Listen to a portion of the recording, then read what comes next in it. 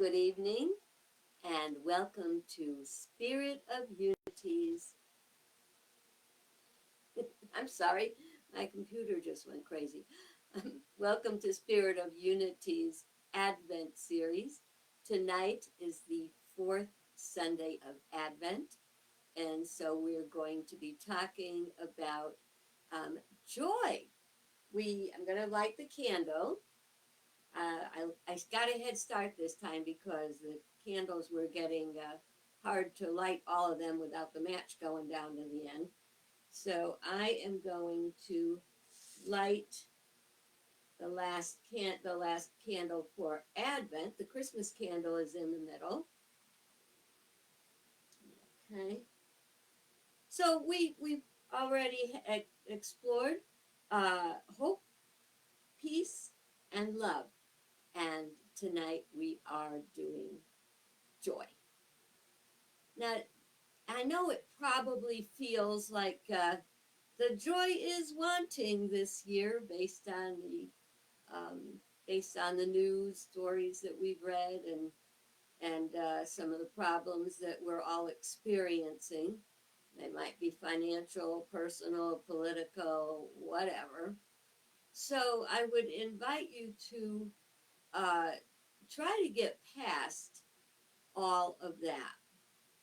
Some people say, which a lot of people have said since they were kids, it just doesn't feel like Christmas.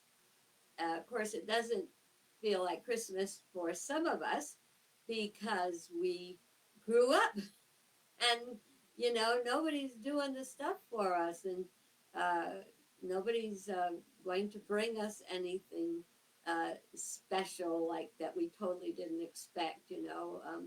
I do believe in Santa Claus. We'll talk about that another time.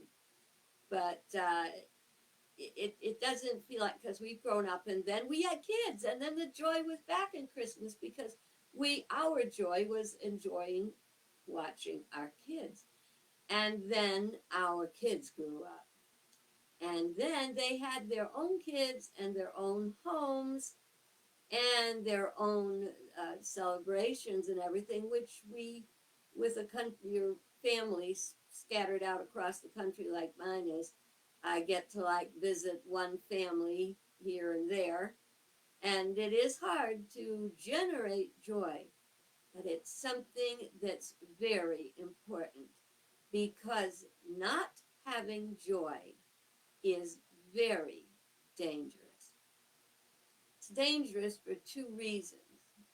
The first one is a unity teaching that says the thoughts we hold in mind manifest after their kind, or where the mind goes, energy flows and manifestation follows. So, what's the danger there? The more we hold sad thoughts, the more we hold angry thoughts, the more we feel hopeless or frustrated or lonely or any of those things. What are we going to create? Do you want to create more like that? I don't think so. It's not that we won't get in an occasional doldrum, but we must bring ourselves out of it. It's funny, whenever I'm going to talk about a particular topic, don't you know something happens right before it in that period of time that makes me look at the message for myself? And the other night I had company over, my nephew and his significant other, and we were just visiting and having a good time. And I got a text message that really upset me. And it upset me to the point that I cried. And I was just trying to get past it. And the more I thought about this thing that upset me, then I said, and then there was this time, and then there was that time, and there was the other time. And what I knew is you gotta stop that. We can remember things. We don't have to, in order to forgive, we don't have to forget everything because remembering stuff very often is a way to not have it happen again. So what happened to me the other night was exactly what I'm talking about now. The mind, the thoughts we hold in our mind manifest one after the other, until we create something, uh, that's not good. So, by the grace of God, of course, I realized this was not going in a good direction, and we've decided we were going to talk about something entirely different and more positive. Now, the other thing that is not good about being in a joyless place at the holidays is there is a lot of anger out there right now. And Charles Fillmore, the co founder of Unity, said that anger poisons the blood. And science has since proven that. He said it like, 100 more than 100 years ago. But it is true that there's different hormones and things that go on in your body when you're angry, and you get that angry and you get that fight or flight and rage, and that's all toxins to your system. So what's worse than not experiencing joy? Probably not experiencing joy plus illness, which would be caused. You take the word disease and you break it up, dis-ease. So we want to be in a place of ease, and that comes with joy, right? I know it's kind of crazy, isn't it? But I don't want my blood poisoned. I don't know about you. So what do we need? We need, if we get into this bad place, we need an inoculation, not a vaccination, because a vaccination is before you get into a bad spot. When you get into a bad spot, you need an inoculation. You need medication. You need something. When I say medication right now, I'm talking spiritual medication. It's changing your thoughts and changing your experience by changing your thoughts. So I'd like to read to you a couple of things. The first one is it's by Charles Fillmore, and he's talking about joy. And he says, joy is the happiness of God expressed through his perfect idea, man. Now, back in those days, when they said man, they meant humankind. So please don't anybody get angry, get toxins in your blood because you said, oh, she said man, what about women? Everybody was called man. Okay, so let's get past that one. It says, joy and gladness are strength giving. Certainly, if the mind is fixed on the things of spirit. And we affirm, the joy of the Lord is my strength. And that's a very true statement, that when we feel joyful, we feel strong. We will may feel defeated, or what's that word? Depleted. That's still not the word I'm thinking of. Deflated. Thinking of a balloon. Some of us get deflated when we have unpleasant experiences, which we will have. Like my dad said, it's not what you got, it's what you do with it. And that's a really important thing to think about, especially in these difficult times. I am not saying don't get involved and don't try to change things and don't stand up and speak your truth, because those are really important. But we speak our truth with love, not with rage or anger, and we do our best. Do that which is ours to do to make a difference. And understanding that whether it looks like it or not, God is in charge. Speaking of which, I'm going to turn to the 30th Psalm, and it says, weeping may linger for the night, but joy comes with the morning. No matter how sad or upset you might be feeling right now, we are experiencing what I relate to. It's not the exact definition, but we've been in a dark night of the soul. It seems that light and truth and peace and joy have not been very well evidenced. But we have to remember that we are also a part of our experience through the thoughts that we hold in mind, through the feelings. So, what are we going to do? I got to tell you what Charles Fillmore, I know I'm doing a lot of Charles Fillmore tonight, but what he said was so good. That's why I'm a Unity minister. He said that if you are not feeling well, if you are uh, dis-eased, out of whack, he said, sing. The vibration of the song goes through your body, and the vibration actually starts to bring us back into alignment. And in Unity, we have some old songs we used to sing, and I love it when I turn on a Unity service and I see them still singing the songs, and they're the songs that I like to sing when I need it. Now, you may have heard of some of them. You know that.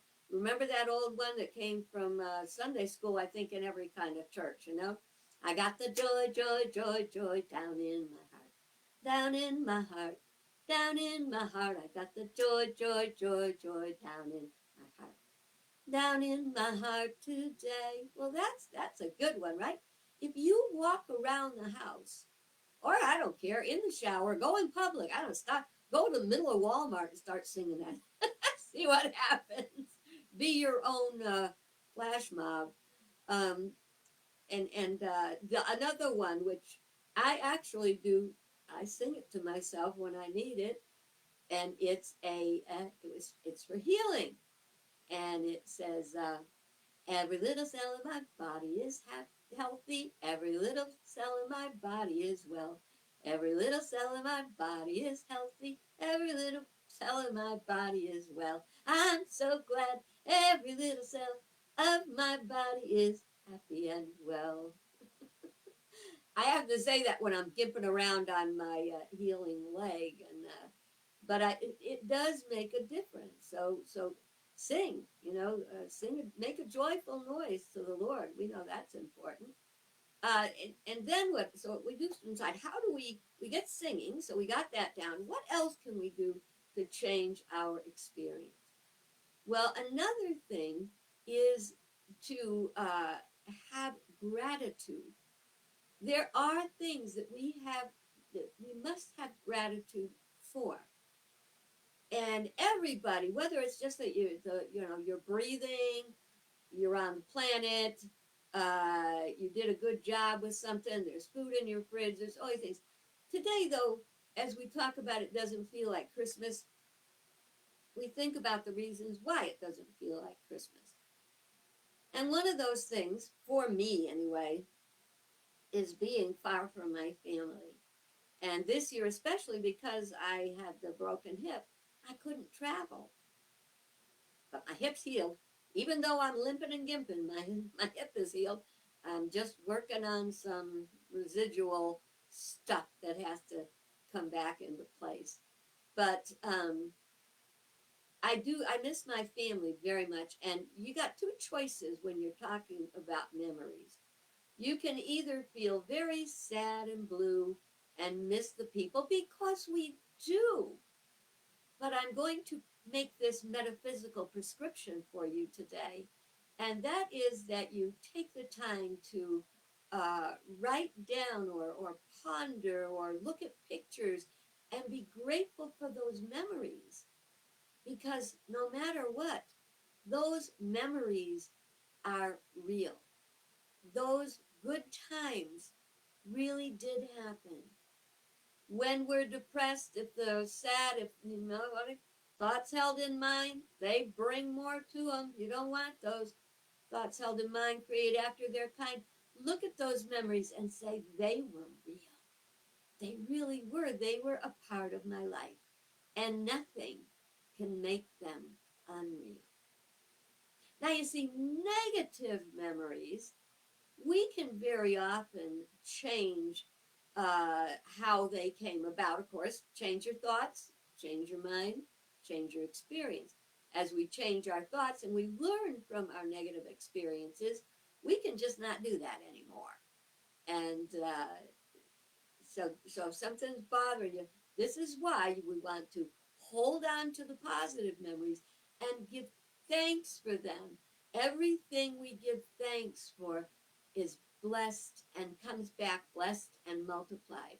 Likewise, everything we moan, groan, and complain about come we send out comes back multiplied. What do you want to multiply in your life, really? You know? Uh, so please do have those good memories. Know that they're real and know that good is everywhere present because God is everywhere present. We all know that song, Joy to the World. Joy to the world, the Lord has come. I like to stretch that out a little bit metaphysically. Unity is a metaphysical church. That means what we do is we look at the deepest meaning in scriptures, in life, in experiences. There is the spiritual meaning, which is the highest meaning, and then there is the emotional meaning, and then there is the physical experience. So we want to lift from physical up through moral, up through spiritual. And that's how we want to look at everything. So as we say, joy to the world we'll look at it this way, is the people, the whole world, full of people that we're living in. If you look at a deeper level, it is the community I live in. And if you look at the deepest level, it is our own soul, our own thoughts, feelings, beliefs, okay? So joy to the world. So we're all going to be happy. We're going to be happy individually and collectively and universally. And it says, the Lord is come. Now, Lord is also translated as law. And we have laws here on planet Earth about many things. And most of those are either inspired or influenced by spiritual principle, which is law. Principle is absolute, eternal, and unchanging. And the laws that we bring into our world must be inspired by the higher, by God, by spirit, by principle, rather than making laws that come from our lower or human consciousness. So every time that a law is made, what should be encouraged is what should be done is to have a law that affects the whole in a positive way. We don't always feel that way. Like if you get a speeding ticket, you're not real happy. But that law, that speeding law, speed limit, is there for a reason because it is what has been determined to be a safe speed to drive at. Now, the car manufacturers and advertisers won't think that. They show you cars going, 180 miles down the street. That's not what it's about. So, joy to the world. We want to be joyful. All of us want to be joyful because we understand and we know about, now you know about, spiritual principle. The Lord, the law. We make principled living the law of our life, and it's all good.